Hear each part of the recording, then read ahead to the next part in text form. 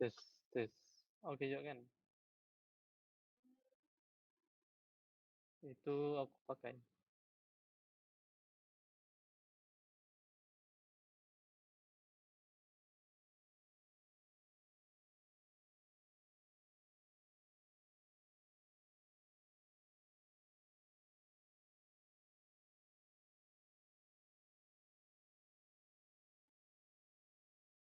Sampai juga kan muka aku kak situ.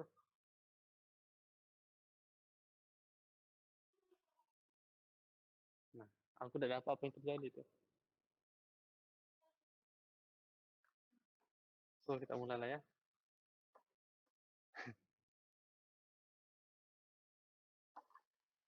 So, semester petang hari ini kita akan masuk project baru yaitu Computer System Software Installation. 03 Carry Out Unit Functionality Test. Oke, so terus kita akan masuk penginstalan sistem pengoperasi komputer. Definisinya adalah sistem operasi atau OS ini adalah sebuah program yang dipasang dalam cakra keras. Senang cakap apa yang kamu nampak tuh sekarang tuh adalah OS. Windows tuh adalah OS. Mac Mac OS adalah OS. Linux adalah OS.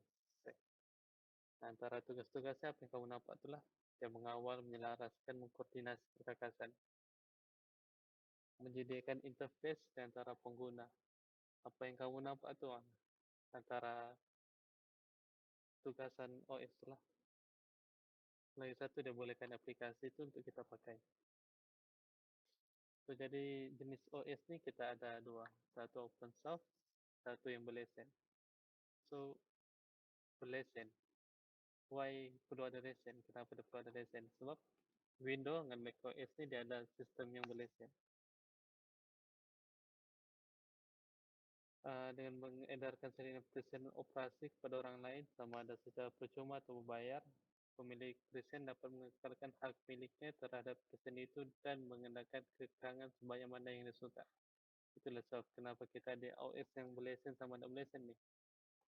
Untuk open source ini adalah contohnya seperti Linux. So, open source ini semua orang boleh install di mana-mana saja. Terpulang daripada orang lah. Mau install di mana. Dia mau install di laptopnya ke. Kalau kita ambil dengan lebih dekat, Android ini adalah open source. Telepon yang kita pakai ini kan Android dia adalah open source. Kalau iPhone ini dia guna iOS, dia yang berlesen. Itulah. So, inilah antara contoh-contohnya. Telepon PC sama Apple tuh yang berlesen. Manakala yang di bawah tuh semua adalah jenis yang open source. Boleh paham juga kan? Oke, next kita di peta driver. Mesti kamu udah tahu apa nih driver. Driver ini pemandu kali ya. Nah, kan. Driver ini kalau di dalam komputer kita ini ada banyak komponen. Jadi macam mana komputer kita ini mau kenal each other. Macam mana dia mau kenal satu sama lain. Inilah fungsinya driver ini. Driver adalah satu program yang digunakan untuk memacu suatu perkakasan supaya perkakasan tersebut dapat berinteraksi dengan sistem pengoperasian. Macam yang saya cakap tadi itulah. So, untuk driver ini kita ada banyak. Kita ada grafik, kita ada uh, soundset, kita ada chipset, kita ada network, kita ada monitor. Banyak lagi sebenarnya. Oke lah.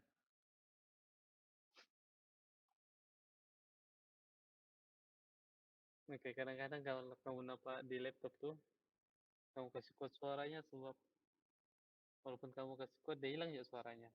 Pernah kamu rasa kah? Mungkin tak pernah lah. Sebab benda itu berlaku adalah sebab dia punya driver itu hilang. So, kau kena download tuh driver itu balik. Supaya kau punya komputer itu dapat kenal dengan komponen yang menghasilkan suara. Nah, sebagai contohnya lah, driver ini di tengah-tengah antara kau punya komputer itu dengan komponen yang menghasilkan sesuatu benda. Cara mudahnya lah. Antara kepentingan mengemaskan driver. So, driver ini pun dia ada kita kena update. dunia ini kan semakin up to date, semakin benda yang baru.